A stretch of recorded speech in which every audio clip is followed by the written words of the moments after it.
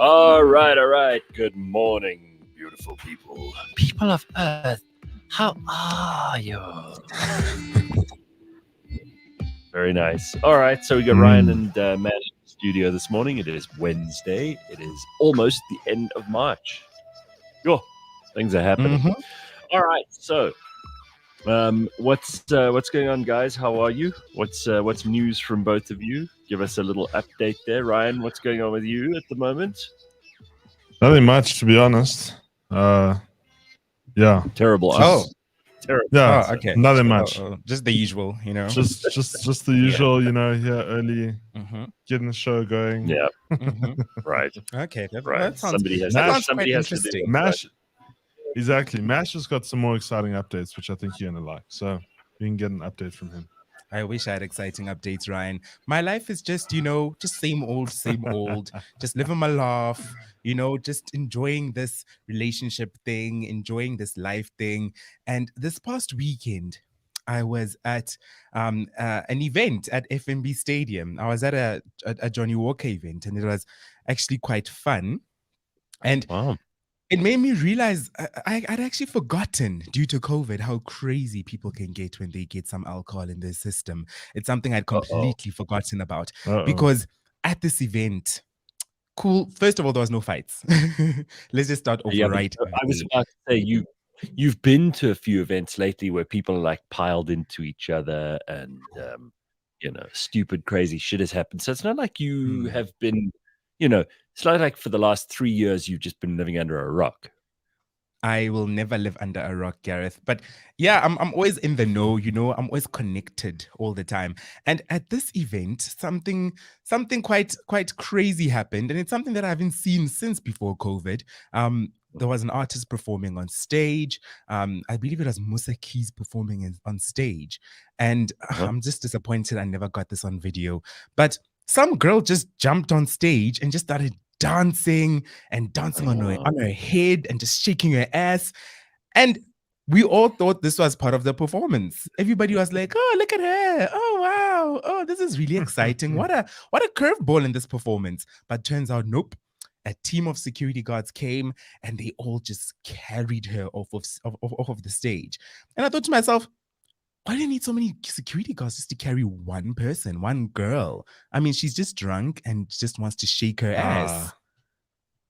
Why? Yeah, but you don't interrupt. This is something that really irritates me about people. We're living in such a narcissistic, self-centered, self-absorbed era that someone thinks they can go to an event like this. They are not the reason other people are there. Nobody came to see her. Everybody came to see this artist performing, whoever it was. Yep. That's why they were there. This person decides, no, it's all about me. I'm going to get on the stage and I'm going to make this all about me. I'm going to take over. I'm having fun. It's got nothing to do with anyone else's enjoyment. It's all about mine. It's like it's all about me. You exist in this world to affirm me. You want to take people like that. You want to take people like that and just like squash them against a wall or something. Really. Also, I think you need that many security guards so you can take people off the stage in a way that's not very invasive. Yeah. Because otherwise, they get distracted, and then it also, again, it doesn't become about the artists. It becomes about it's like a pitch invader at a sports match, right? Yes. Also, you have one handsy security guard, then you have a lawsuit on your hands. Oh boy. Oh dear. Yeah. That's about right. But I mean, nowadays everybody wants attention. I mean, look at, for example, Twitter. I mean, now that people can pay for verification, everybody wants a verification. Even people who used to say, no, I don't care about not being verified. I don't care, damn. They were the first to pay. They were the first to pay for this verification thing. Well, yeah? I mean, I want to ask about this because Ryan actually brought it up in a meeting yesterday with us. Yeah, he and I think Ryan's been watching this quite carefully and he's got the most to say about it. So why don't you just explain to people what Elon has decided to do there? No, so it seems now there was an update from Elon yesterday that Twitter is now prioritizing verification accounts. So if you have a verified account, you can participate in polls as opposed to not being able to. There's now a For You, like a For You page on Twitter. So your tweets can sort of get a lot more reach randomly without people needing to follow you. And that's people like putting you onto your account kind of thing. And so that is also a verified what's it, like a verified option. No regular account can have that. So it'll be like normal Twitter, like if you're just following people, then that. But basically Elon Musk is cracking down and basically wanting everybody to pay. Now it's 7, it was 8, but now if you go through Twitter, it's $7. How much is that in South Africa? So it's 150 Rand. So it went down from 200 Rand to 150 Rand per month. It's 200 Rand if you go through like the App Store or if you go through a third-party payment system. But it's 150 on directly through Twitter on their desktop website. You know what's not 150 Rand? My Netflix subscription. And Twitter doesn't entertain me quite as much. It doesn't entertain me enough for me to give up my Netflix subscription. For me, it's an either or. I'm already paying for way too much crap. I'm not going to now stop paying for Twitter as well. I've had Twitter for free for years and amassed all these followers tweeting my dumb thoughts. Why am I now going to start paying for people to see my dumb thoughts? Well, we had a debate. We had a little discussion debate during the meeting yesterday about exactly this. Like, are we, for example, going to pay to have the Cliff Central Twitter account verified? And are we going to keep mine with a blue tick? So I haven't even checked. When do they switch it off? When are they going to change my Twitter to an ordinary one? So legacy verification. So basically, if you were verified beforehand because of some sort of celebrity status or just that kind of thing, will fall away as of, I think, next week. Oh, so Gareth, I want to hear your thoughts. Do you want to keep your verification or not? No, I don't care. I mean, I really don't give a shit. So Elon can take it away. I'm not going to feel like I've lost anything. Ryan raised some good points in the discussion, though. He said, look, there may be advantages to reaching people, to having the kind of clout that you have now, to be able to prove to people that you are the real whoever you say you are. I mean, there are things there that would make sense if Twitter was my main source of income, for example, or if we couldn't survive without it or whatever. But I've pretty much been kind of doing nothing with Twitter for 5 years anyway. So do I give a shit that they're not going to give me a blue tick? Not really. And also, I mean, I asked the question around the table. I'm like, well, who's going to give up 150 Rand of their salary every month just so that we can keep something like this? And I'm not going to be the one. So nobody else wants to do it. So that's it. That's the answer. No. Would you? Ryan can give it up. Yeah. I don't care a damn about this Twitter verification. In fact, I believe, because I was scrolling through Twitter yesterday and noticed that all of my friends have blue ticks now. Every single one of them. I am the only one. And it made me realize that pretty soon not having a blue tick is going to be the blue tick. It's going to be the new blue tick. Yeah. That's also my argument. I think it's going to look lame because everybody who wants attention and is all about themselves and all that shit that we just spoke about with that girl on the stage at the concert, all of those people are going to do everything they can to be like, look at me. So they're going to pay. And it's going to make them feel better. No, and then they're going to forget that they've got a debit order every month. And it's going to be like it's like a subscription to something on the internet that you forget to cancel. But the people who will be interesting and will be cool will be the ones who used to have or might still have like hundreds of thousands or even millions of followers and choose not to have the tick because who cares, right? Who cares? I could never imagine having a debit order every month that says Twitter as a reference. That just makes me sick. Like my whole other debate is, these social media platforms are, people use them for businesses to make money. Like some people rely on social media to make money. And from that point of view, I see where Elon Musk is going because he's like, you know what, you guys are making money off this platform for free.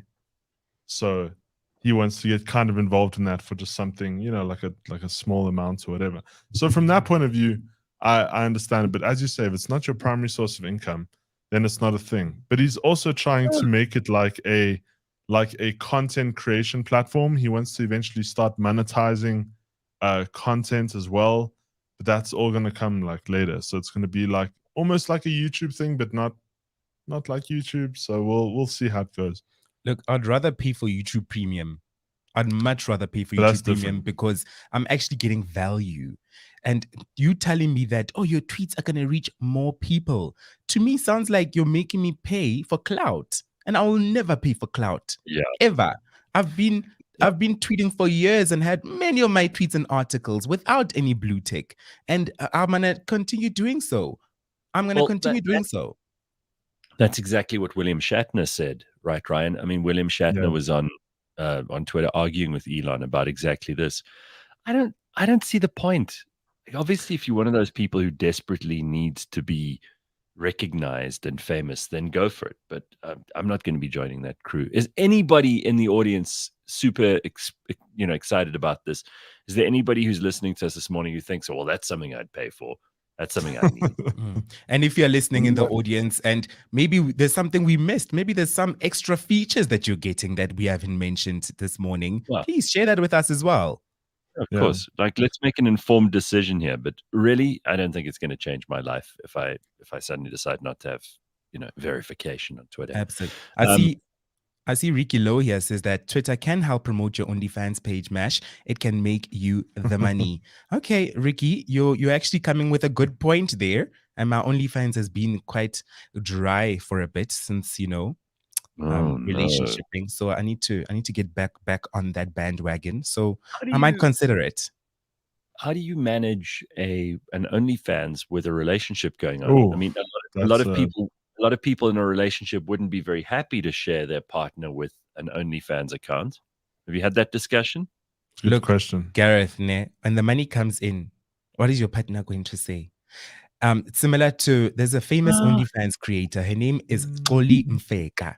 She's quite popular, even internationally. She has the biggest ass you've ever seen.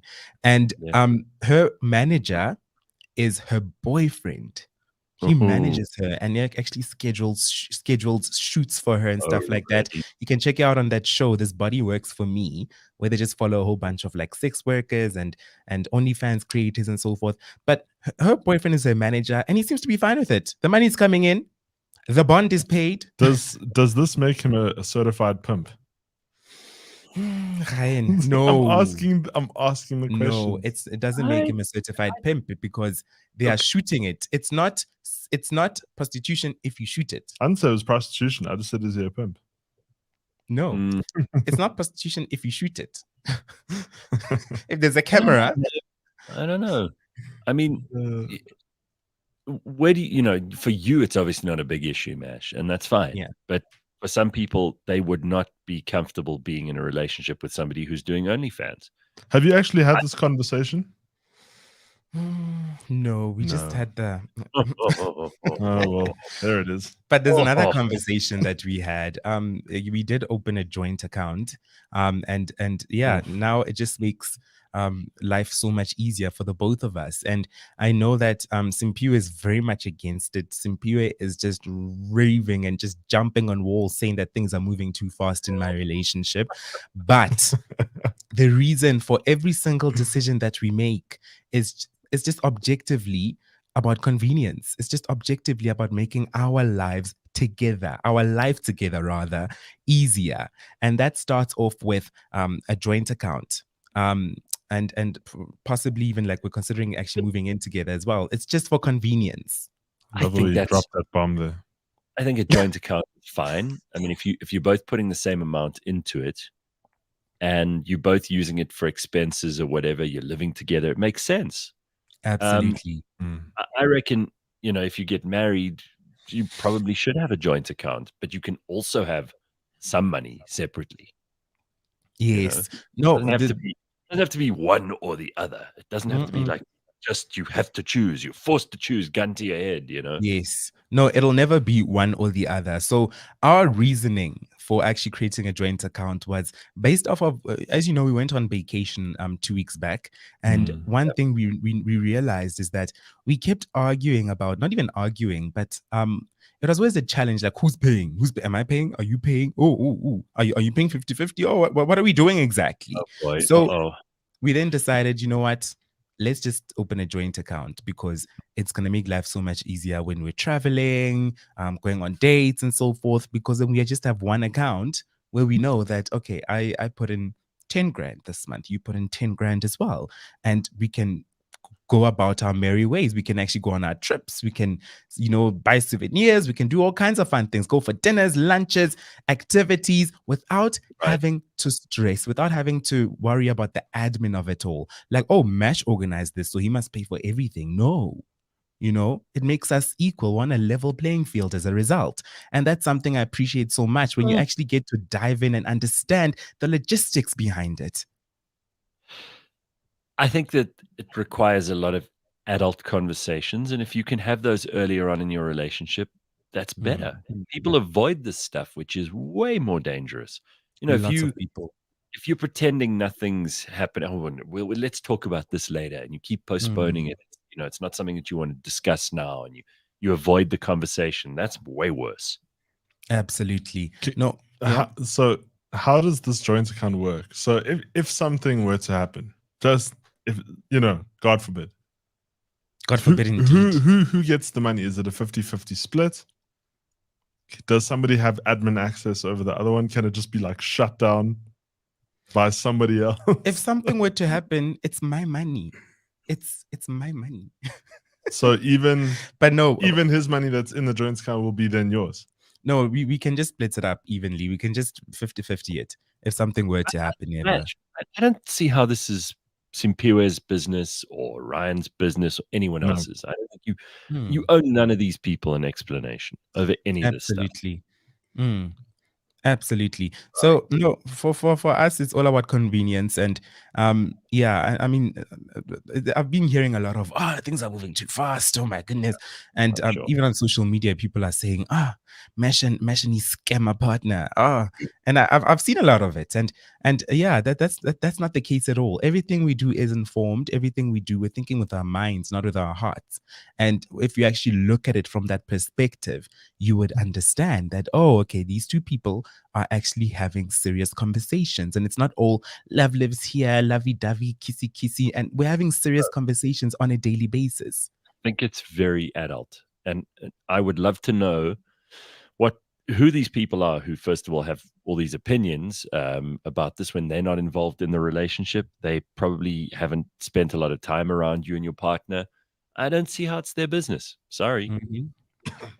Absolutely.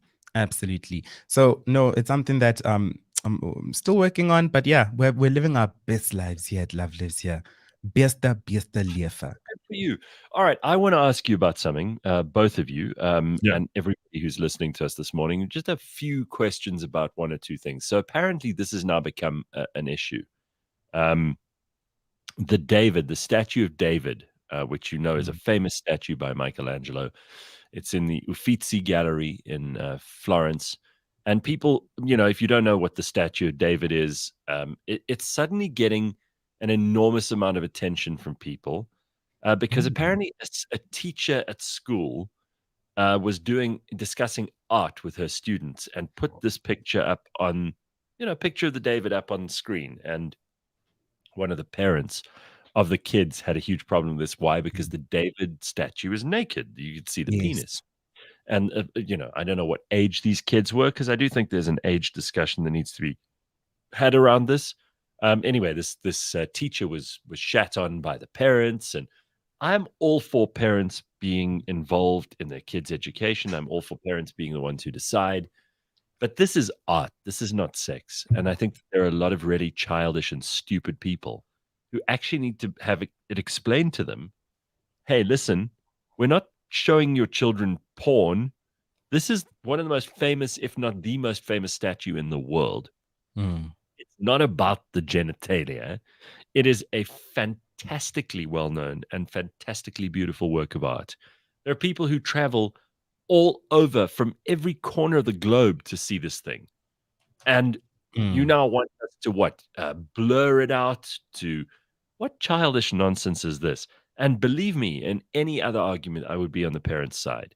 But over art, really, are we being this stupid that now that David must be covered up because, you know, it's now what? It's offensive to somebody? Come on. What are we This even talking? doesn't make sense. This is ridiculous. This is absolutely porn. Art is not porn. Correct. Art is Two not very porn. different things.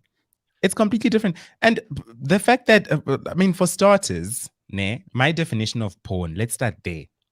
My definition of porn, and especially in terms of a statue, especially in terms of the male physique, it has to start with, something being erect to start Yes, off with. I think that is correct. I think that would be That's when we cross the line and go over into porn.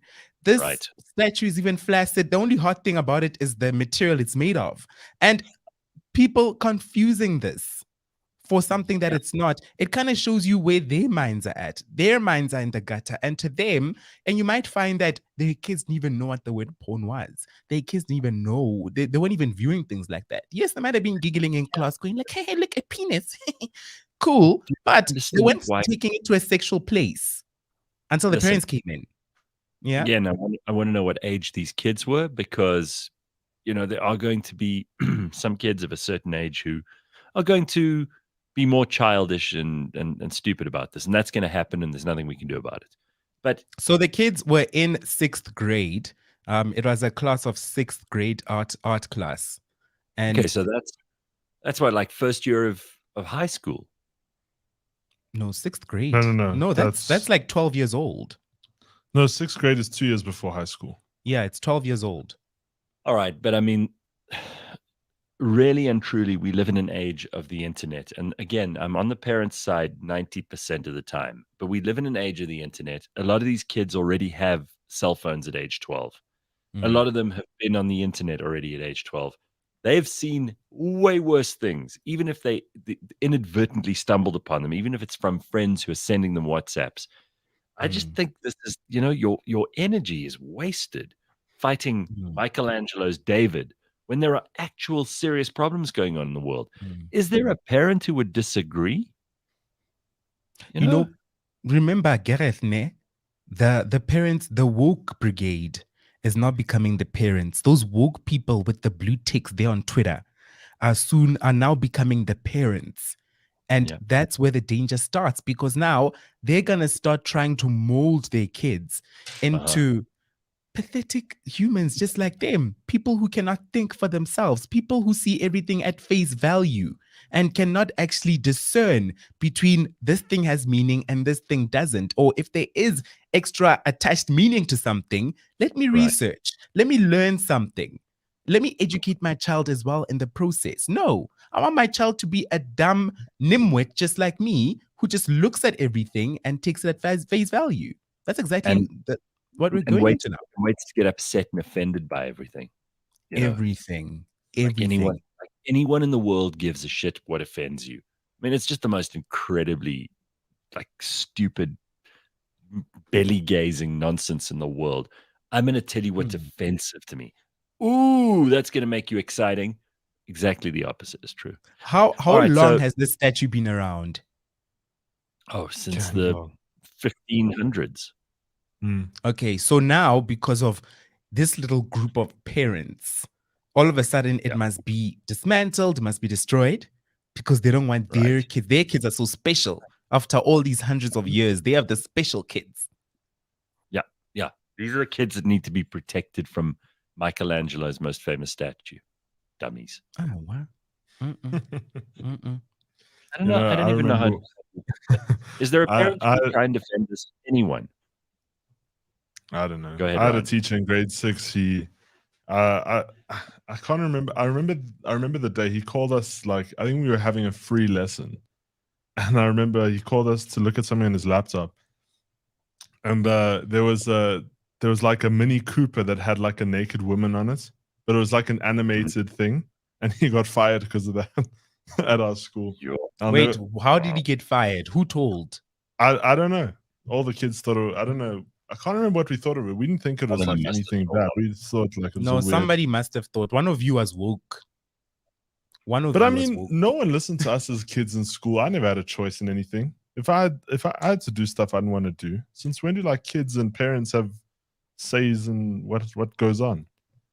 That is I wish ridiculous. I did. That is absolutely ridiculous.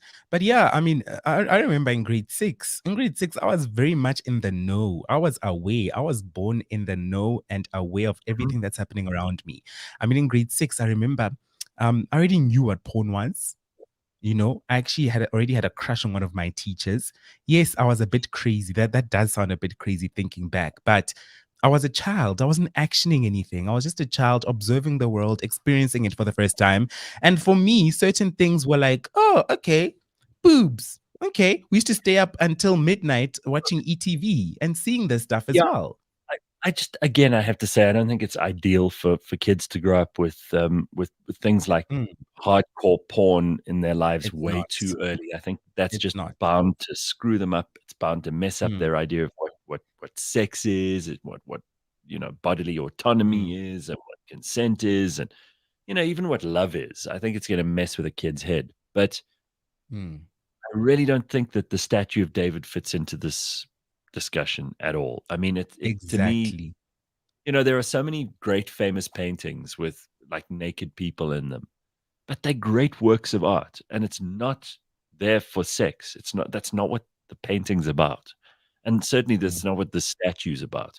So I'm flabbergasted because as somebody who would usually be on the side of the people who would say, no, no, no, this is not acceptable for kids to see something, especially because I do think in the world at the moment there are just too many kids are just exposed to stuff way too early, and it does mess them up.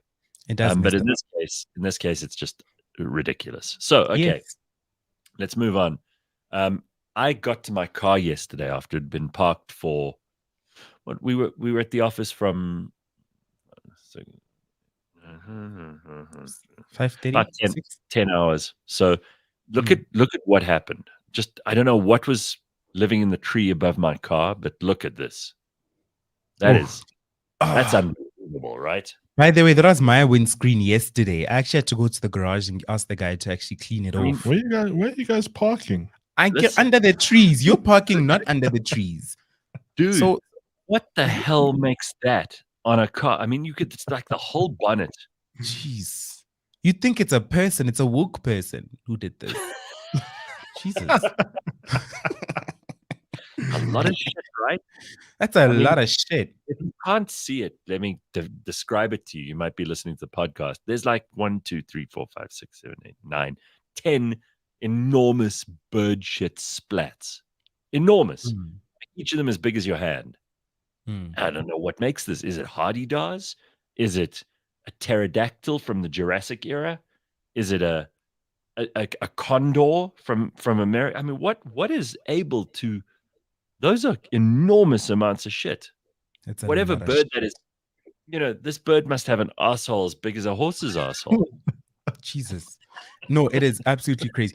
And as a result, my car looks like that almost every day. And now with now we're going into autumn, so leaves are falling from the trees as well. And this is other sort of precipitation that happens when you park under the trees. There's like little dots, lots of little tiny shiny dots that show up on your car when you park under the trees as well. I don't know what that is, but somebody told me like, yo, you gotta stop parking under trees. It actually damages your car's paint in the long term. Because there's this stuff that falls from the trees as well. It looks glossy, makes your car look almost glossy. I would have thought that parking under the sun is worse for the paint on your car. I mean, if you're in the baking hot sun during the summer, that's probably worse. Now it turns out if you park under the trees, I mean, these poor cars, they have to weather all kinds of things that are going on. Carl DeSantos says, well, you parked at Latuli House. That's a lot of shit. Janet says it's hardy art. Oh my goodness.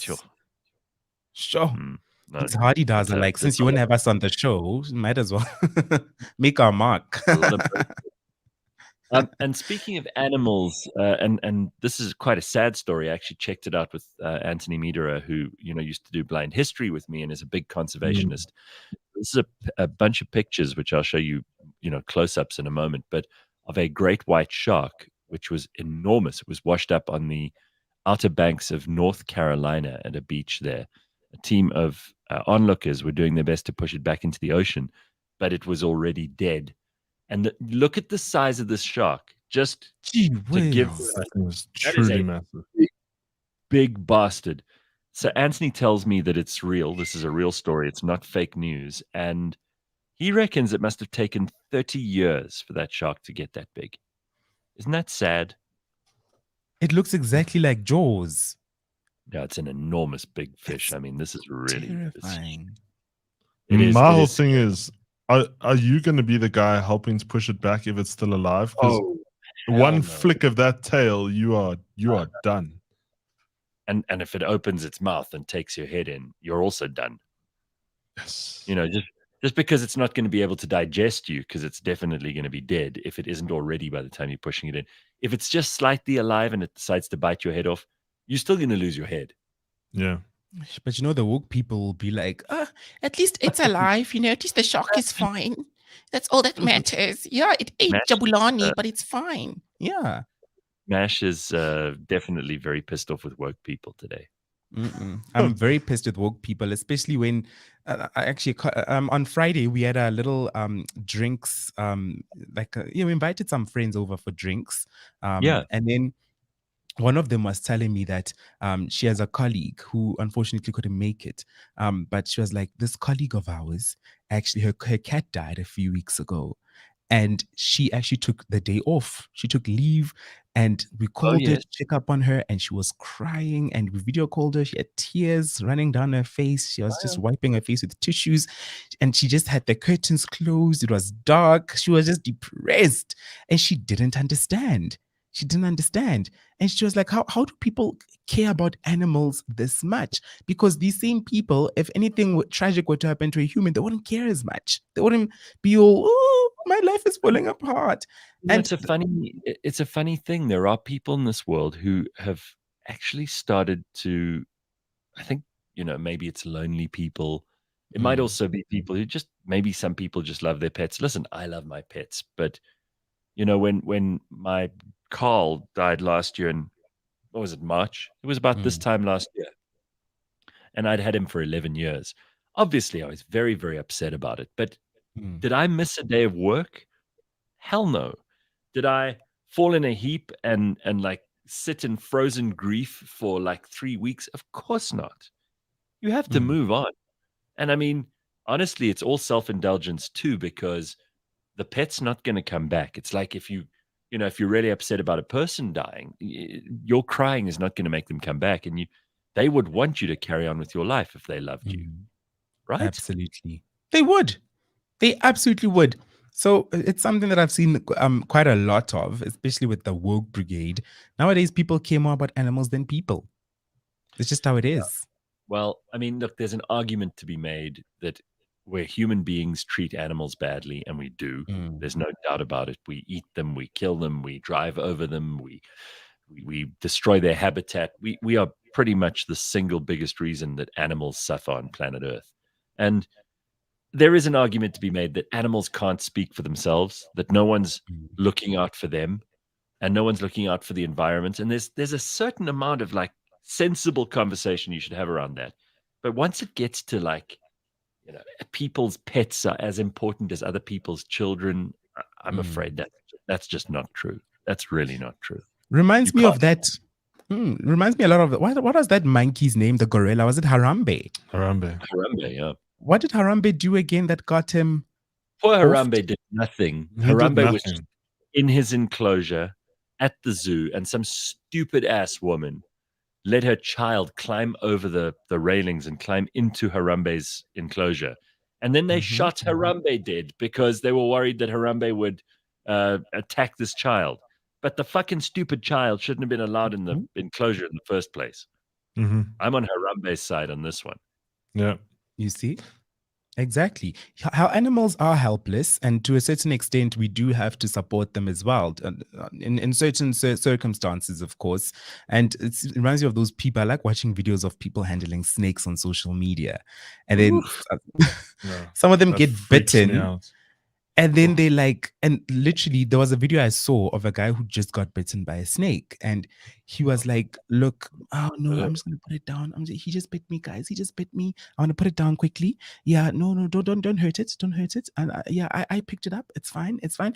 And I actually respected this guy because I was like, "Wow, he knows if you fuck around, you're gonna find out." And he bothered the animal. The animal bit him. And he's aware that, okay, this animal doesn't deserve to die as a result. That's something Right. that I really did respect. But we cross the line when people start caring about animal lives more than human lives, especially, yes, there are some helpless animals, lots of helpless animals, like a cat. Why would you kill a cat? Cats are so cute and adorable. Dogs as well, cute and adorable, unless they're pit bulls, which are mauling our kids, for example. Well, I mean, Sean makes a very good point too, and it's something that I've discussed with people who are big pet advocates as well. What breed of dog would survive if all humans were gone? And that's a good point. Most dogs would probably not. I mean, maybe Pit bulls. maybe your huskies and your malamutes, and I don't even know if a pit bull would make it. Because a pit bull's not actually a hunting dog; they're fighting dogs, It's just but they're not. aggressive. Yeah. So I don't know if they'd be able to find their own food. I mean, most dogs, if they didn't have their owners, would die, and they wouldn't be able to compete out there. A lot of dogs are bred to be companions, or like kind of tiny little decoration dogs. They're not really able to. They couldn't hunt, that's for sure. So, I mean, it's worth considering that. There are some dogs, obviously, that would probably make it. I'm not sure which ones. Boss says an Afrikaner dog, absolutely. A Jack Russell, they'd probably survive. Jack Russells can always find a way. All right, so can I ask you guys your opinion on this quickly? My family has been laughing all week. Apparently, King Philippe of Belgium came to visit South Africa the other day, and I don't even know what he was here for. He was here with his wife, and I'm not sure whether he was some kind of state visit or something. Apparently, it was very badly organized from our side, and it was a bit of a mess, which is why we probably didn't even know it was happening. But my whole family have been taking the piss, saying I look like King Philippe of Belgium, and if when I get older, I'll look like him. So I'm not sure how much older, but here's the picture that they were sending around and laughing about. Oh, Jesus. Gareth, are you sure there's not AI? You aged yourself here, right? Well, this is it, right? So my whole family is saying, and it's not the first time someone has said I look like this guy, but look, he's not the ugliest guy in the world. He's got his hair, and he's probably in his 60s. So if that's what I've got to look forward to, cool. I'm not going to be crying in my sleep tonight. And he is a king, which is better than being, you look like that homeless person on the side of the road. That would be a lot worse. But I know for a fact that this is not he didn't meet my mom like a couple of years ago and like take advantage of her. So I'm definitely not his kid. But a lot of people are saying this looks like me, and I'm just a little bit worried about what I've got to look forward to. So you don't have any Belgium ancestry at all, Gareth? Just making sure. No, maybe in the past. I'm very distantly related to that guy's family, but distantly. I mean, like 8th or 9th cousins. So it's a long way away. You don't look like someone. You don't look like someone who's your 8th or 9th cousin. I mean, that is what I'm going to look like when I'm old. That is jarring. That's literally even the hair. Yeah, no, I was going to say, if that's what you have to worry about, I don't think you have much to worry about. It is way too jarring for me. You don't have to go for another trip to Turkey, I see Tracy Bart says you're definitely the bastard child of a Belgian crown prince. Well, I mean, if that's true, then I'm going to go over to Belgium and claim some of that Belgian royal money. I think you can easily claim. They won't even do a blood test. They'll just look at you and be like, obviously. God, I'm just thinking, like, where the hell did our government take this guy? Because if it wasn't planned properly, where on earth did they take him? I mean, I don't watch the news, so I wasn't even sure if it was. It was. I only knew that this guy was here was because my whole family had climbed onto the WhatsApp group and started laughing. But otherwise, I wouldn't even have known he was in the country. Did you know that he was here? I think I also didn't know, but I think maybe they looked at him. Maybe they looked at his passport as he was entering and thought, oh, he's just visiting the Cliff family. So Let's just leave him to do his thing. Was he also possibly trying to get away from some cops? Just asking. Why? Because do you think he's done something he shouldn't have done, Ryan? I mean, I'm not sure what you mean. Because you know, there was rumors that Putin's coming over here. Ooh, Oh, easy. right. Yeah. And Well, so no one's now I'm trying to thinking, arrest. As far as I can tell, no one's trying to arrest the King Philippe of Belgium. But who Mhm. knows? Maybe he's also done some crazy stuff. and no one would. Although it would be funny, like if he got like pulled over speeding, and then the cops ask him for a Coke or something. That would be hilarious. Tracy says during a press conference, the royal couple was asked about their trip, and the comment was, "It was pure chaos."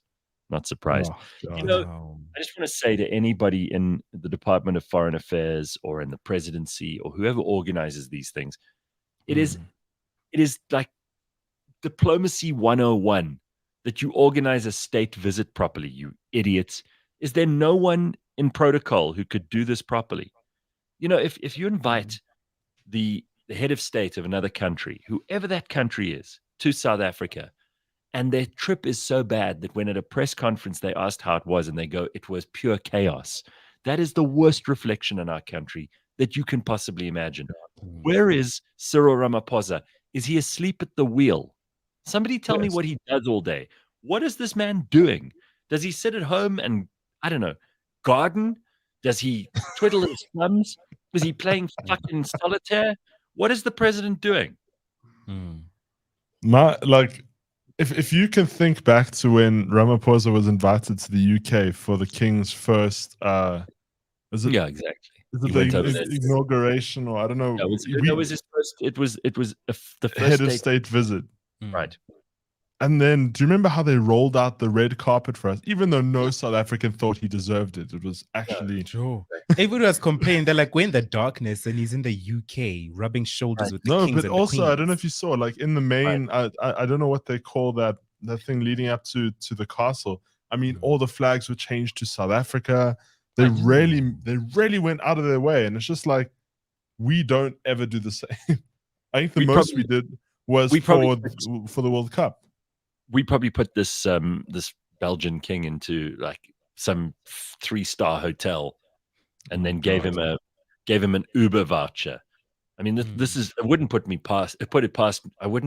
past our government to be that shit at their job. Shame, the poor guy. They just sent him to some Formula One, and then they just sent him there in a meter, not even an Uber, a Bolt or a meter. That Toyota Agya is what picked him up. I mean, you know, whether you like a country or not. I mean, Vladimir Putin is coming. Let's hope we don't piss him off because he will nuke us. He will.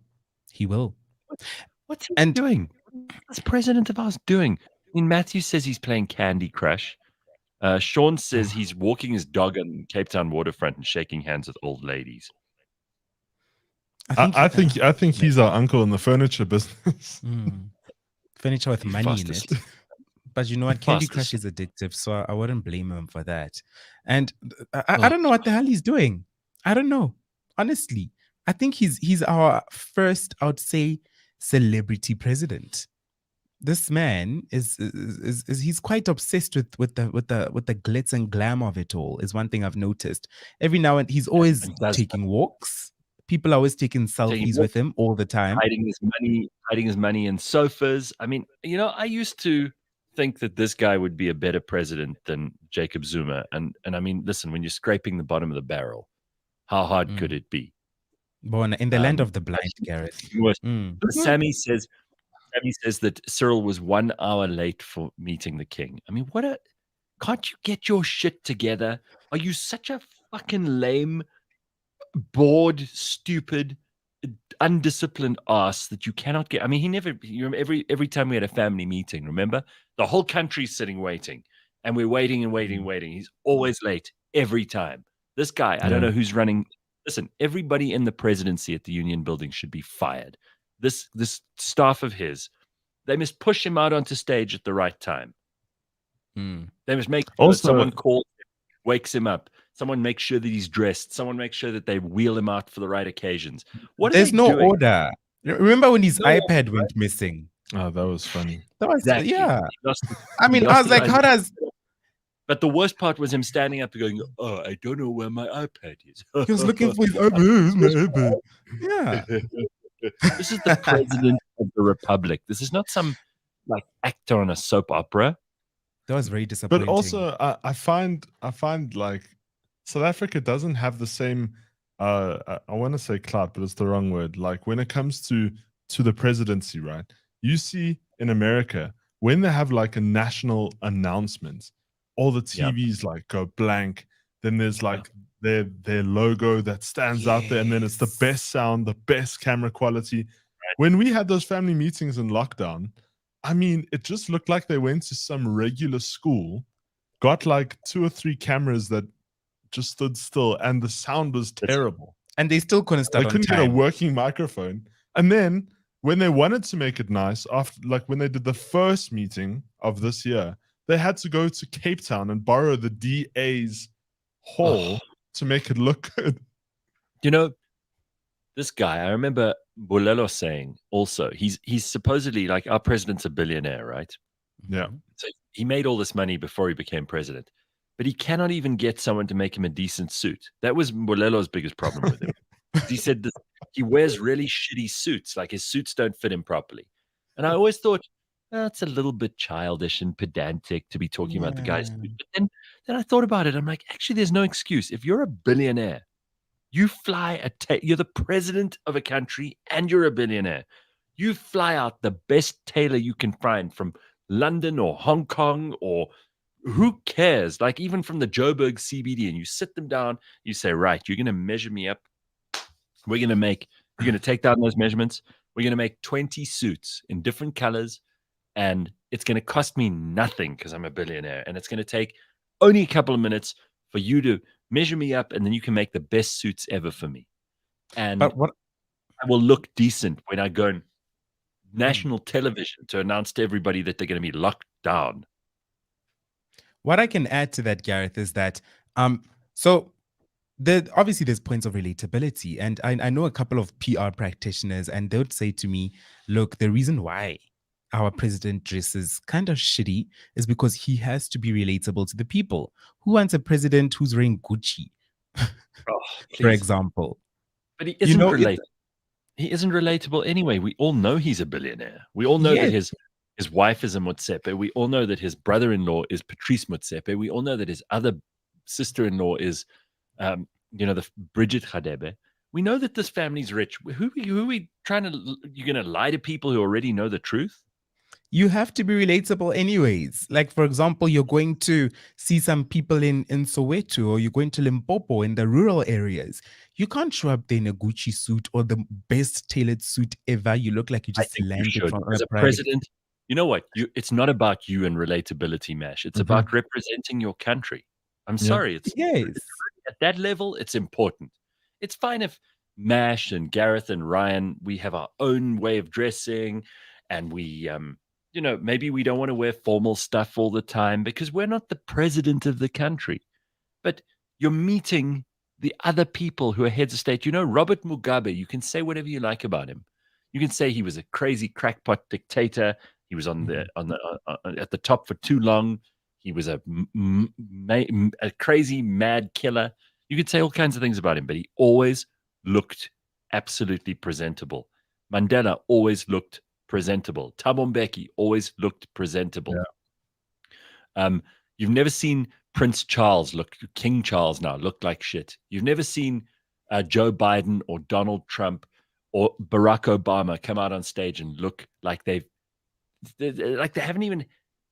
just crawled out of bed and their jacket was left in a pile on the floor. That's what our president looks like when he goes out on stage. And I know we're piling onto him here, but it's a disgrace that some foreign visiting head of state comes here and in a press conference in front of the whole world says, my visit to South Africa was absolute chaos. Chaos. Yeah. It's not a good look for us. It's not on. We don't even want a foreign tourist who's paid their own money coming to South Africa to go, it was chaos. We've got to look after our guests. Imagine if someone comes to your house and you've invited them because they're a friend of yours and you really want them to have a good time. And then they leave your house and on the way out, you say to them, "Did you enjoy that?" And they go, "No, that was absolute chaos." How's that going to make you feel? Not great. Not great. I Not just great think that at all. it's unacceptable that this is going on. And I know, we've been talking about this for a while now, and there are probably some people who go, "Oh, please, there are much bigger things to worry about in the world." But if you can't get that stuff right, then Mhm. how are you going to sit down and talk about the big stuff? How are you going to sit down and talk to, I don't know, the president of France and say to him, "We need better trade relations between us and South Africa, or between you and us"? How are we going to say to Russia, "We need to buy some of your oil," when he's looking at your suit going, "Wow, that is one creased ass suit. Did this guy just have a shower in his suit?" Because Or that's that, or that dumbass like ANC golf shirt that they wear. Oh dear. or those leather jackets, those ANC leather jackets they've made. Those are the worst. Hey. Dogozo Those are- says, "President that wears a Markham suit is not relatable." Yeah. And then Yeah, somebody he point does. Boris Johnson is probably exceptional to all the other leaders looking sharp. Well, he also always looked like shit. And it bothered the people of Britain. It bothered them. It embarrassed Yeah, them. his hair was the first thing in conversation at every interview. Right. Anyway. All right. And then one last thing I want to throw in, because I think that this is just unbelievable. If you think that we have, problems in South Africa, and we do, with housing and with space for people, just take a look at the biggest apartment building in the world in China. They can fit 36,000 people into this building. That is where people live. Damn. Somewhere in China, there's this apartment building. 36,000 people live in this one building, and it looks horrible. It looks like you've got no space at all.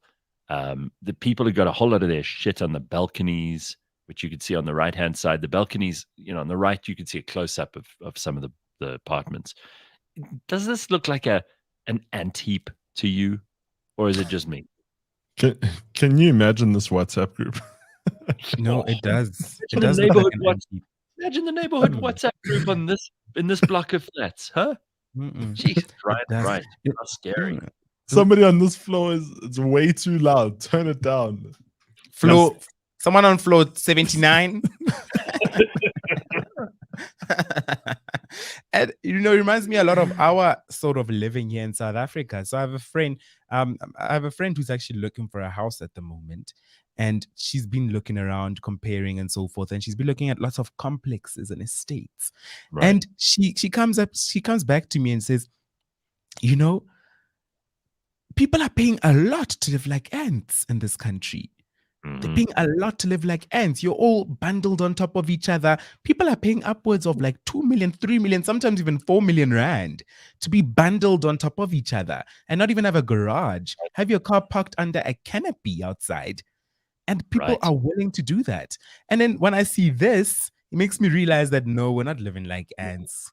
Not quite as much. We're more Not living like No. So I mean, that's not like as bad as spaceships, man. I mean, that looks Yeah. really, really crazy. I mean, if you have a leak and you're on the 10th floor, and there's like all the floors under you, they're screwed, right? But remember that if you're on the top floor, you have a leak, it's only going to reach the bottom floor in like maybe 3 months. They'll be like someone's house is leaking. Yeah.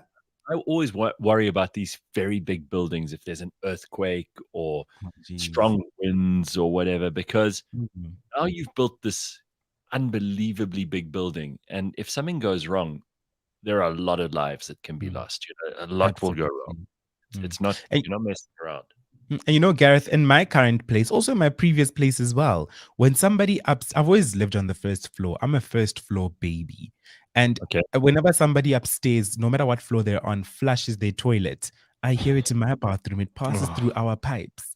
Now imagine living in a building where there is like 100 floors above you on the first floor. And every time someone flushes, it's just, and I remember at my previous place, it was actually, the plumbing wasn't so good either, because sometimes when people flush a big load, it'll actually go up my toilet. And That's nice. That's nice. Do you hear it going? You just hear bubbling and you look in the toilet. I'm like, "But I flushed this toilet. I cleaned this toilet this Wait a morning. second. Are you telling me that someone else's turd comes into your toilet? Comes into my toilet bowl at my previous place. It was part of the reason why I had to leave. So I would always be like, wish we'd brought this up at the beginning of the show. This would be the only thing we'd be talking about. That is Gareth, disgusting.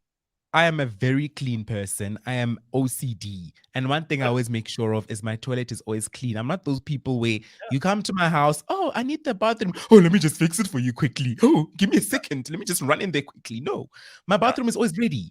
And yet you worried about an Audi that's just randomly parked in your parking lot with this one. No, by the way, it's still Brian, there with the lights on. But hold on. Let's not get distracted. I think Mash has raised a very important point. People who have dirty bathrooms are disgusting people. If I have to come to your house and you have to be like, and I say I need the bathroom, oh, give me a second, let me just, and you have to run into the bathroom quickly before me. Immediately, I don't want to use your bathroom. I do not want to use it. That is nasty. You're telling me, I just want to be clear about this. So you would be in your house, in your apartment, you would you'd be sitting watching TV, you'd suddenly hear like a bubbling noise, and then you'd see someone else's turd come through into your bathroom. Yes. This was at my previous place. Remember, the walls were so thin that if I sneezed, I heard "bless you" from next door.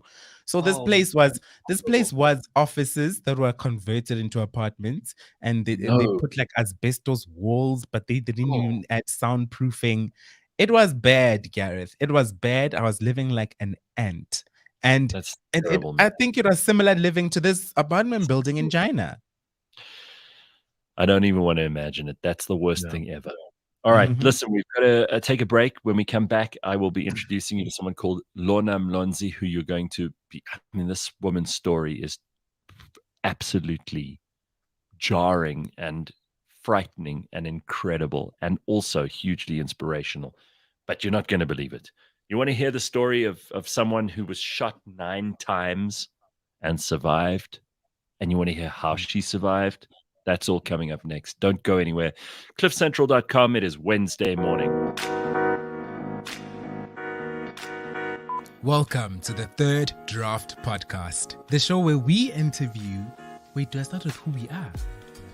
Catch the show. We chat all about content creation, the business of content, Yeah, and I think how we can much take money. this one. And how much? Yeah, okay. And then I'll be like, how much money or something. You know, let's to keep it a bit yes. I'm Simpire. And I'm Mash. And we are the hosts of the Third Draft Podcast. So catch fresh episodes every Wednesday on cliffcentral.com, on YouTube, and on podcast, Apple Podcasts, Spotify, or wherever you get your podcasts. I like that! No, do that. I like that. That's a good one. Love it.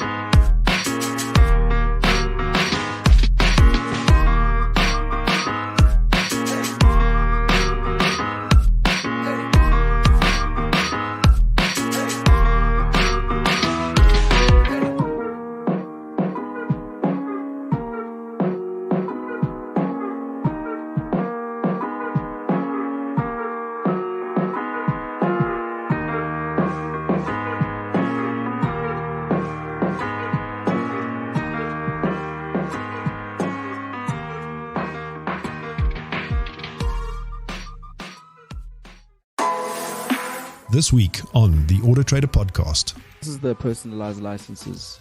It turns out there was a study that was done about a month ago that found that people who have personalized licenses are dumber, I say dumber, according to the IQ test that was performed. Now, do you have any thoughts on vanity licenses? Are you a fan?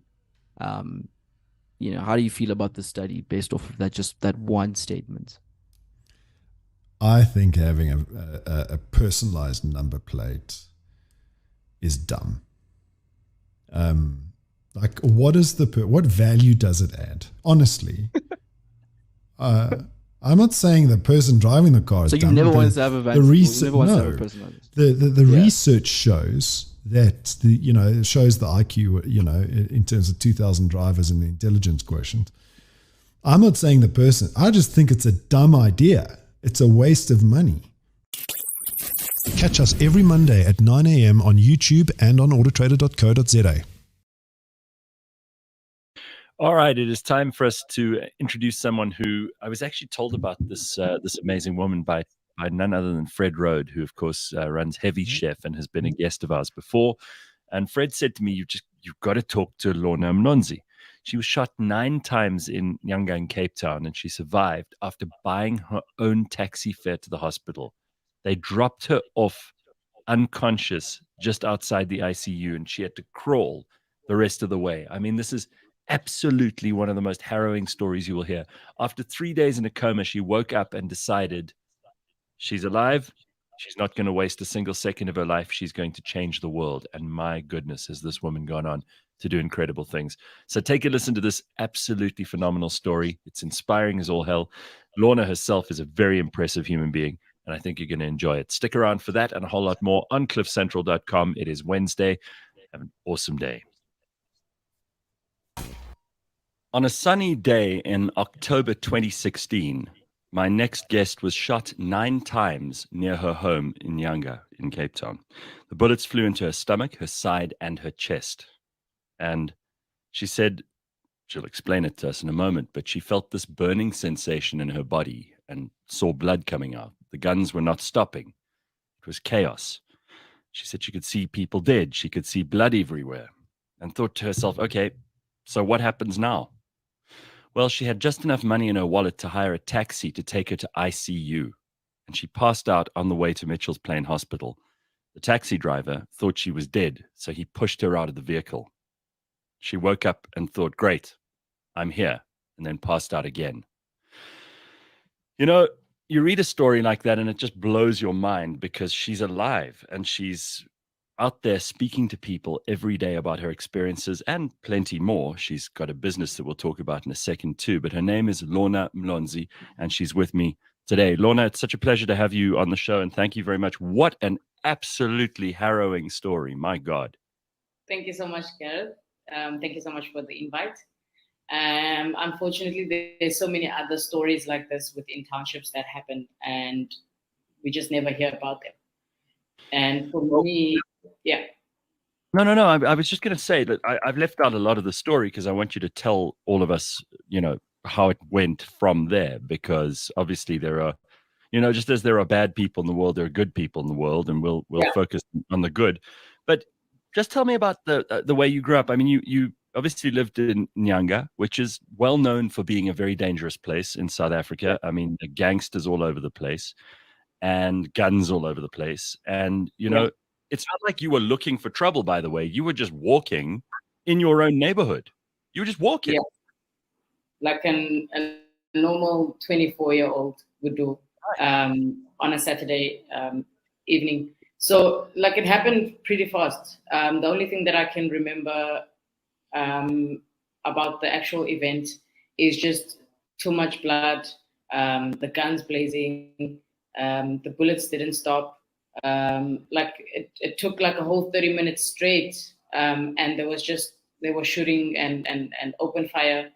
A lot of people that were at the scene pretended to like not know things, and this is the nature of things in townships. They pretended to not see like what happened.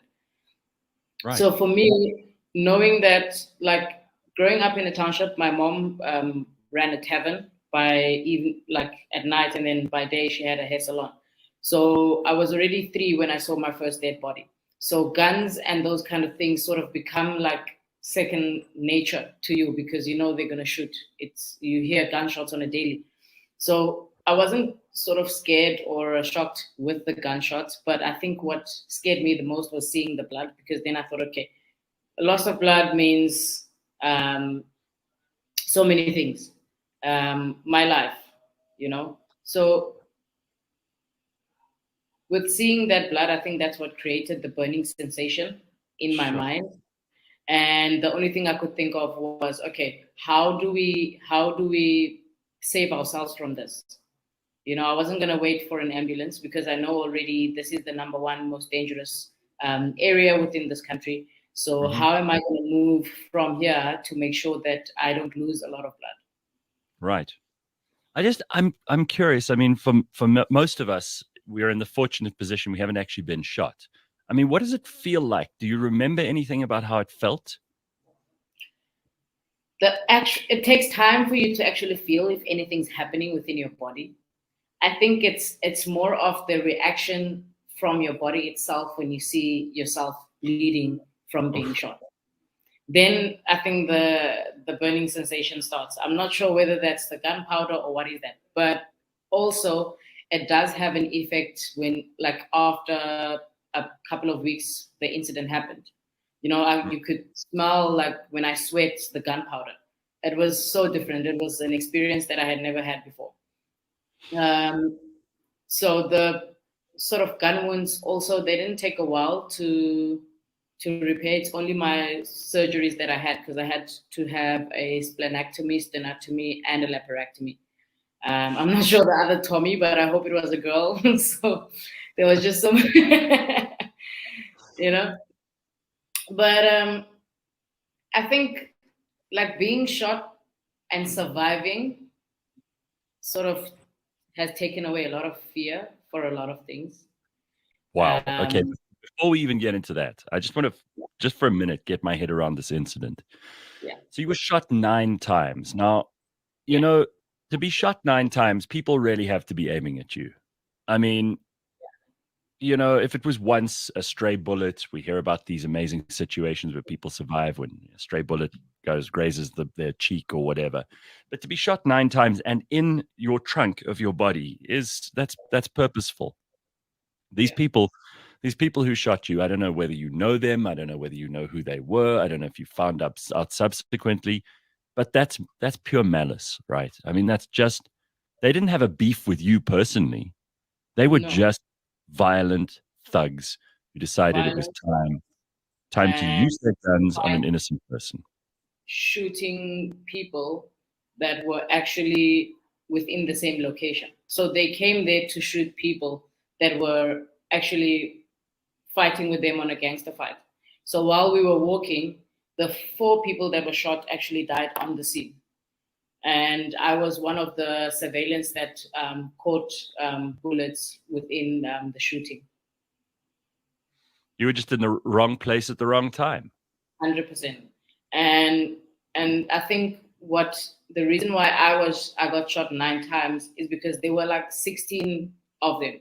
So I probably got the least amount of bullets, because the people that were lying down there were 16 men with multiple types of guns. Because, like, I checked my hospital sort of documents, and there's a discharge letter there that says that they found multiple types of bullets within the 9 bullets. And when I asked people, like, after the incident, people that saw anything, to say, look, it's not me coming in from working with an investigation, because I know it's not going to get anywhere. I mean, this is our South African police we're talking about. It'll be 20 years until they can just figure out where did the guns come from. So I'm just trying to find out for my own closure, just to understand, am I safe in this neighborhood now? You know, because when things like that happen, you also worry about, okay, now I was caught in this scenario. Do these people think that I know them, or I've seen something, and what does this say about my safety and the safety of my family? So I had to sort of start asking people, look, how many people were there? Did you see, were they in the buggy? Were they walking? What are the different types of age groups? You know, and the more I asked people, they said there was like 16 like gang members in total, and all of them had 2 guns each, and they opened fire outside of a house that we were walking across. I don't know how you managed to survive, because I only read out at the beginning the first stage of this horrible story, where you're shot, you manage to get yourself a taxi. The guy in the taxi takes you until he thinks you've died in the back. Then he throws you out of the taxi. and you wake up again. I mean, what happened? What happened from there on? Because that's already miraculous that you managed to wake up. Did he just dump you on the side of the road? So it was before you can actually get to the paramedics and the emergency room entrance at Mitchell's Hospital. There's like this long driveway from the actual robots because it's like a bit stretched out from the robots as you enter the actual hospital yard. So immediately when I saw, okay, shot, I'm bleeding, people are dead, I thought, okay, hospital. I then picked up my phone in my pocket while lying down, called my mom, but then I realized, okay, I don't feel like I'm going to make it. Like I can feel my body. I've got a very close relationship with myself. So I would listen to my intuition and I would listen to what my body is telling me right now. So I felt like I was not going to make it because I kept losing a lot of energy, breath.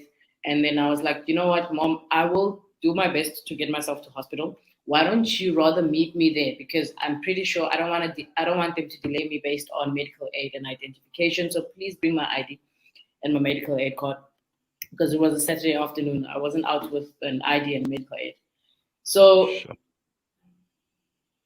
once I dropped that call, I asked people that were around now the scene. So everybody has gone, people are dead, and people are like trying to see who identifying bodies. So I asked them, can you get me a taxi? I've got money in my pocket. If you can take out, I've got about $200. So there was a point where I had to negotiate for a pay, like to take off. I got my pair of shoes with the cash because apparently the guy wanted about 250 rands just to get me from where I was to the hospital. So I said, you know what, dude, take the shoes, like take the phone, take all of this, just get me to the nearest hospital, which is Mitchell's Plain, please. So on the way, because I was like, now, okay, you know what, let me actually just relax because I have been sort of trying to stay alive and keep my body at a certain sort of pace in a certain posture.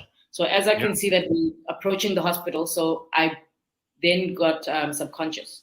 So I think in his mind, he thought, wait a minute, this person is now dead. I'll probably have to give him a statement and I don't actually know what happened. And this is the nature of things in townships. Like people don't want to even say this is what happened. I mean, this is what you saw. You can just literally just say what you saw. It's not about saying the wrong thing to whoever or putting life at risk. Unbelievable. So the guy then pushed me out. So I think my body hitting the ground sort of then brought me back into a little bit of conscious, and I could see the actual lights for when the helipads has to get on top. So I saw those lights and I was like, okay, yes, that looks like a hospital. And then I started crawling to the emergency and that's when the paramedics got me. And I think about 10, 15, maximum 20 minutes later, then my mom got to the hospital because she had then she went to the scene and then arrived there. I had already left. And then from there, she went straight to the hospital. You know, this is absolutely horrific, and I've got goosebumps just thinking about it now. So you're bleeding. You've got 9 bullets that have been shot through you. Some of them are still lodged in you. How you stayed conscious enough to even, I mean, first of all, can I just say that it is a pretty dismal state of affairs in the world where when someone is shot, they can't get help for free, that you have to throw your shoes and your phone and 200 Rand into the mix just to get someone to take you to hospital. That tells you a lot about supposedly Ubuntu and humanity, right? Straight up. I mean, that's just awful. Second of all, you're trying to figure out your way. You're very lucid. You're very sensible for someone who's been shot. Most people would just lie there. I think the first thought after being shot was like, okay, wait, we've been shot. And usually people who get shot, they die. And I feel like I haven't done enough with my life for me to die right now. So I said a little prayer, God, please spare me this life because there's so many things that I need to do. You know, there's so many things that I haven't accomplished at that age. I didn't feel like it was time for me. So I guess in turn, that also manifested and gave me the strength and the ability for me to follow my intuition to survive and to be here today. Okay, so your mom comes in. Were you Yeah. conscious at that point, or were you a coma? No, at that point, I was on drips, on everything, but I remember them trying to find all the sort of the bullet wounds, like where has the bullet entered, and was there any that they exited, and as they were starting to sort of prepare me for a laparotomy and a splenectomy to remove my spleen because it was damaged from the bleeding. They then realized that at Mitchell's Plain Hospital, actually, they don't have an intensive care unit. Jeez. So now you have these doctors who are trying to do a surgery and there's no ICU. So there's not enough resources to help me. So they had to do some, Oh my God. They just couldn't say, no, we can't do this. And for me, the distance between Nyanga and Grooteskier, because I know Grooteskier is the best, the distance between there and Mitchell's Plain was like, okay, I'm not going to make 30 minutes on this car. It needs to be anything between 15 and 22 minutes. I don't know why I had those numbers, but I was calculating each and every step. Okay, so I just want to, you are unconscious, you're waking up, you're going unconscious again. I mean, this is all just it's horrific. Yeah, it was very traumatic. People crying. At some point, I don't know who got this information that apparently I'm dead and I didn't make it from the shooting. And then it spiraled through social media, through my circle of friends and people that knew me. And in the area, everyone had thought that I'm not alive. And they've been like putting out posts to say, rest in peace, Lorna. This was now between the 1st of October and the 3rd of October. Because nobody really knew. My mom did her best to sort of keep it a secret because she didn't understand anything. That was before I even told her that I was not even part. I don't know these people. I don't know where they came from. We were minding our business and then people started shooting. So after, I think it was now on the 2nd, which was the Sunday morning when they had to take me from Mitchell's Plain Hospital for ICU now into Grooteskier, around about 5 or 6, because the shooting happened around about 6 to 7, just before sunset. And then throughout, I have been on this journey, them trying to get the bullets out at Mitchell's Plain and also waiting for an ambulance, because that's one thing. We also have a lack of resources in our country. I almost died because there was not enough ambulance to come and pick me up at Mitchell's Plain Hospital to take me to Grooteskier. I mean, that's like a 30 minutes, 40 minutes drive, worst case scenario if there's traffic. So now I got to Grooteskier and one of the bullets had actually lodged like from my back into my right pericardium. But I don't know how that while I was in hospital, they never really checked whether if I got bullets from the backside. So this whole time I kept bleeding from my nose, my mouth and ears, and they didn't know what happened. So I only had like a heart surgery on the 3rd of October and another laparotomy relook because they didn't know what's wrong. And that's when they realized they actually missed 2 bullets that were sitting in my right pericardium, in my heart. So there's one that came from this side, and then there's one that came from the back. And that's right around the heart. I mean, like that's why I had to have the sternotomy, the open heart surgery. So I've got like sternal wires, because they had to broke my sternum to get to my heart. So literally they had to like open up my body, repair my organs, so to speak, and then close it and then pray that I make it. How did you survive? This is unbelievable.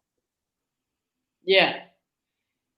So I think I really don't know, because I don't think also there were like 17 doctors in my medical team.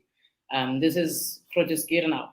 Both students, well qualified, doctors that are from first world countries who have done this, military, etc. So I think they also did what they thought was best they're doing, but they didn't really think that I was going to make it. But because they're doctors, right, and they have to do this, it's part of their job, And it was such a surprise to them because I could see when I woke up, I think the first few days, because I wasn't able to really speak, like they kept coming around with multiple other doctors from different types of hospitals to say, yo, we have never seen this. We don't know how this happened, but these are all the things that we've done. And apart from morphine, tramadol, and the normal pain stuff that you take, there's not much that I really took in terms of prescription drugs. I spent about 2 weeks in hospital. Admitted 1st October. Last day was the 13th of October. And I think on the last day of October, I drove to Port Elizabeth because I was like, okay, I don't want to be in Cape Town. I don't want to be in the space. I just wanted to cool off, get a breeze. So I went home. So yeah, that is how the incident happened. My hospital experience was a normal public hospital, Proteskir, because they decided that after the surgery, it would be difficult for them to move me because they wanted to sort of monitor. I spent 3 days physiotherapy, learning to like walk again, the breathing, getting my diaphragm back into place, and the talking happened naturally. The first few days I didn't talk because I was in ICU, and not that I couldn't, but I think it was the machines that they had me on. And so I had no loss of memory. Everything was still pretty much the same. I mean, it is miraculous because, and I don't know whether you're a religious person or not, but I mean, this is just, it's extraordinary that you managed to survive all of this. That with this horrible, I hate to use the word, but comedy of errors, because all these things that happened to you along the way that would have prevented most people from pulling through, and they always talk about that golden hour after someone is shot or injured, that you have to do what you can in that hour, and then you can either save the life or you can't. And I mean, are you a believer? Do you think that this is a miracle? I'm spiritual. I'm not very much religious, so I take whatever teachings works for me within each and every religion. And I'm a big believer of a superpower within me that directed me to do things in that way to get me here, right? And every sort of error that could have prevented me from surviving or anyone else, those are things that I need to now go back and see, how do I then contribute my life towards making those things better? Having had experienced those things. It's a very positive attitude. And I have to say that I think when you meet with the kind of near-death experience that you had, it does kind of shake up your priorities, right? I mean, the things that mattered to you 15 minutes before, and the things that you were worried about, the things that you were thinking about 15 minutes before this incident, and the stuff that you probably think now, the stuff that you spend your time worrying about now, that the business that you've created, the kinds of things that you're trying to do in your life now are completely different. Or am I wrong? Absolutely right. Completely different. I came back and I gave away my car. I was like, I don't need it. I can get another one. They make thousands of these things every day, and I wanted to spend more time with people. Like I wanted to, let's be close. Let's leave the chats, and I sort of detached from a lot of materialistic things and worldly things. I started understanding the meaning of life and wanting to understand what is my purpose, what am I here to do? Because I was like, okay, nobody has ever survived 9 bullets, and nobody has ever had such so many amounts of surgeries, been shot 9 times, and still has the ability and strength to go back to the same area and stay there and say, okay, how do I change this? How do I prevent another 24-year-old girl upcoming from experiencing such things? I mean, it's these things happen every day. It's just that not everyone is strong and courageous enough to come out and say, okay, you know what? I'm gonna go out there and I'm gonna tell the world this is what's happening. We can definitely transform by changing ourselves first to begin with.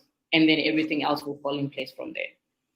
So, Lorna, you've started an internet service provider, and it's apparently you're already hugely successful, and congratulations on that. It's called Sky Internet.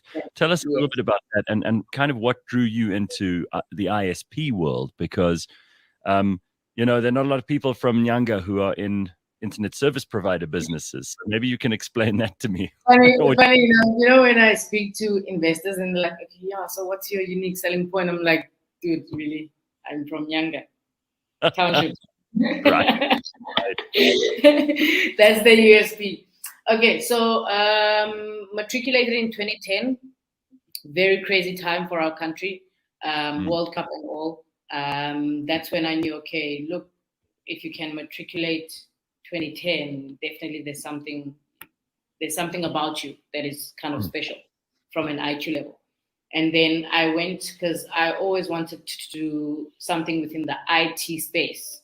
But in 2010, I didn't know what ICT was. I was like, okay, this is some twisted thing. So they put a C between the I and the T.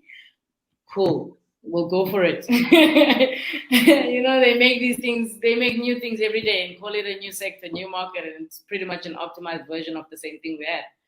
Right. So I then got into ICT. I started ICT at CPUT, which was a Cisco Networking Academy program course. That's when I was like, okay, cool. So this is how the internet is built. This is what you use.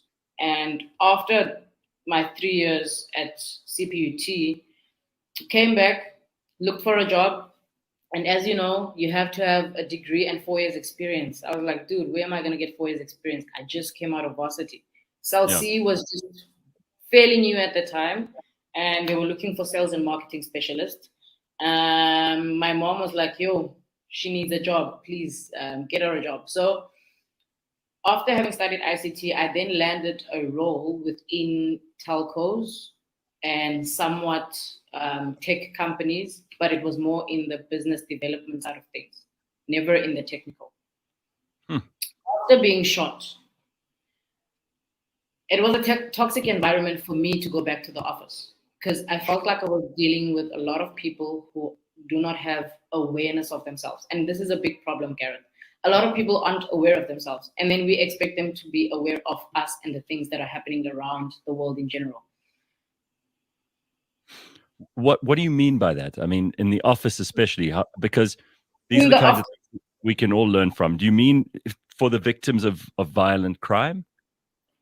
No, just in general. In the office, people are just stuck in a cycle, like especially within the corporate space. It's come to work, do what you were told to do from day one, go back home. That's why it becomes a toxic environment, because this person is set on how things should be within the office based on that cycle and that experience for them, and not taking into account that same thing might not mean the same for another person. So how do we then come together and say, okay, cool, this is how we're going to be innovative, and this is how we're going to change certain things within a working environment to make sure that each and every personality, all the different characteristics of people that work here are actually being accommodated within the work environment. Okay. Yeah, I mean, no, I mean, do you, I just want to be flippant for a minute here, because do you think that being shot gave you any superpowers? I mean, you spoke about how when you were sweating, you could smell the gunpowder for a couple of weeks afterwards. But I always think maybe I'm AI. Maybe, I don't know, something. But that would be super cool. Well, I've had some very phenomenal experiences that are out of this world, but then when I tell people, they look at me like I'm crazy. So I decided, you know what? Because that's when I say people are not aware of themselves. So then in turn, they are very ignorant of things that they do not know of. And so tell me about one or two of these experiences that you've had. So I stayed between COVID. I was locked down in an apartment in Close Street, which is literally on the corner, and that is literally facing the whole of Long Street. So every time at a certain time on a Thursday, there'd be like a lightning strike for me in the sky. And Sky Internet, by the way, I'll go into that later. That's where the whole Sky Internet name came from. Because like it's so weird. Even when I pray, if I pray, like go into a very deep prayer motion, you know, there's gonna be like a flood somewhere. I don't know how it happens, but I will be like just walking by the street, and then water will just. So is this real, or is this stuff that you're seeing that the rest of us can't? No, it's real. It's real. I even take pictures. Like I would show people, and then to them they'd be like, "Ah, dude, it's a coincidence." Yeah, I mean, you're saying lightning on a Thursday at the same time every week. For me, yes. And then I'd show up and I'm like, "Yo, it's not the first time," and they'll be like, "Ah, it's a coincidence, Lorna. You're a mystic," because I've always like read sort of esoteric books and into mysticism. So for me, they would be thinking it's one of my, and a lot of my friends usually call me a conspiracy theorist.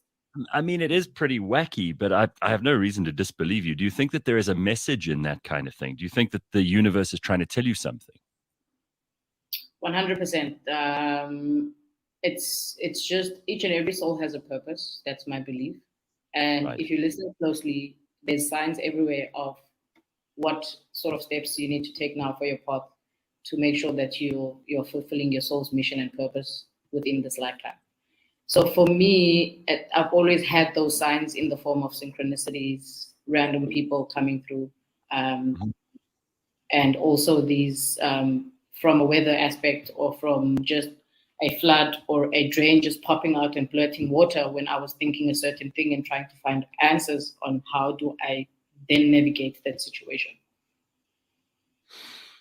Well, I mean, you've certainly found your purpose, and I think you've probably discovered a whole lot of other things too.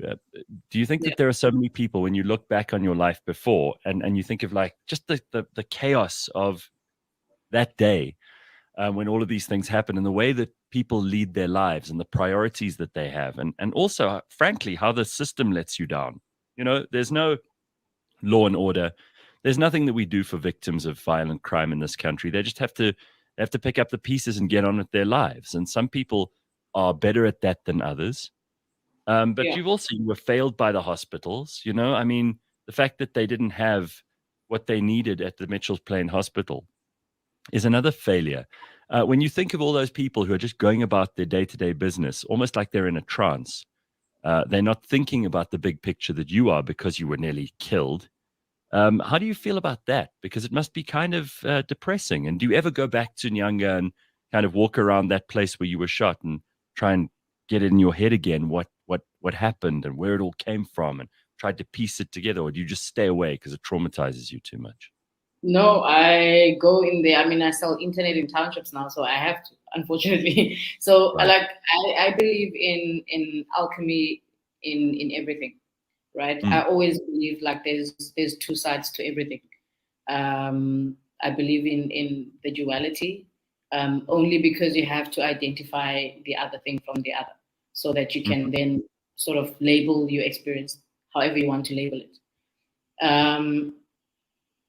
Going back there for me helps me understand how much of a big purpose I have now in my hands. You know, knowing all the things that I know and having experienced what I experienced. How do I now use this time, this chance that I've got again within this dimension to navigate all of those little bit of problems and little bit of failures that I encountered when I was shot? Jeez. Any kind of things that you would do differently looking back now? Any things that you've thought about that cause you pain and regret now? Or have you really healed inside and out? I can 100% say I've healed inside and out. I wish I had done more in terms of being aware. Like, for instance, school, like our education system and that indoctrination, you know, I wish I could have at least try and understood everything that they were trying to indoctrinate from what I understand now and the purpose of it. Because at that time it was just, okay, take in, and not actually trying to ask myself the key questions. Okay, what I'm taking in right now, How is it going to help me navigate in future? How is this going to help me in my life moving forward? How does it help me contribute to society? How does it help me be a person who actually makes a difference as an individual to the entire collective's GDP within the country? You know, how do I help with solving a bunch of social problems as an individual that ties into the collective's sort of way of doing things?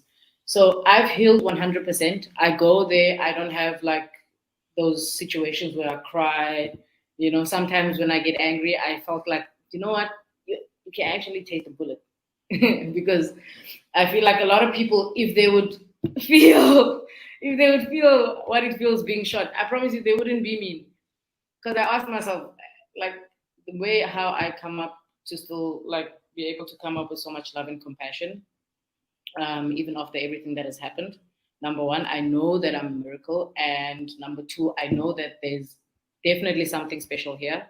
Number three, being the first Black African female in telecommunication to start a company from subsea document paper stage into a business operation. So God is onto something here. And I can tell you now for free that politics is not going to be the one that's going to change things for us here. Well, I'm so glad you brought that up, because I meet people every day who love bitching and complaining about the politicians, and they should do this and they shouldn't do that. And this one's good and that one's bad. But actually, I mean, there were no politicians that would have helped in your situation.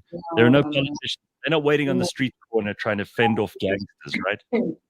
No. Unfortunately, it wasn't voting season there, so the ambulance went around voting. Tell me, do you worry about all these people who are still stuck in environments like that? I mean, you know, family, friends. I do what I do every day. Right. So I do what I do every day to try and sort of take my story, tell it to people so that they can see. Like, I'm exactly as probably a 30-year-old right now. There's no difference other than the things that I know. So the only difference here is information, right? Information is everywhere in the internet. But how do you utilize that information to your own personal good? How do you make it work for you, right? Yeah. So by me doing everything that I'm doing now, I'm hoping that I'm communicating, and I'm trusting that I am communicating to a Black female who's out there struggling, whether it's not from a traumatic experience from being shot, but we've got gender-based violence. We've got so many other things that people go through on a daily basis that we don't take into account, that this is eating up on our society, and it's eating up on the communities actually coming together and working to transform their own communities. Well, you certainly are doing that, and you're helping people to get the information and the connection that they need in order to be able to participate in the business world. So you're doing a much bigger job than you could ever have foreseen. I love your story. I find everything about it hugely inspiring.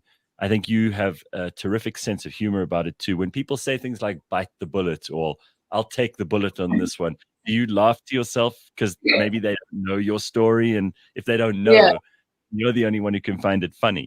I was actually doing a shoot with Shahan from ENCA, and he was quite shocked. He kept asking, "Why are you laughing when you tell the story?" I said, "Why not? Because it's funny now, because I've healed, you know? Yeah. Once you start getting things to not affect you from an emotional state and understand that it was an experience, what lessons did I come out of that with? Right. So that's my chat. Like, what did I learn from that experience? Do you know, I learned often, being, sorry to interrupt you. Do you think sometimes when you see someone in the shops or walking in the streets that person could be the one who pulled the trigger on one or two of those bullets that went through you?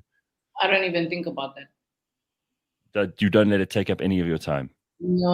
I always think about, okay, cool. How do I get Sky Internet in Congo? That's all I think about.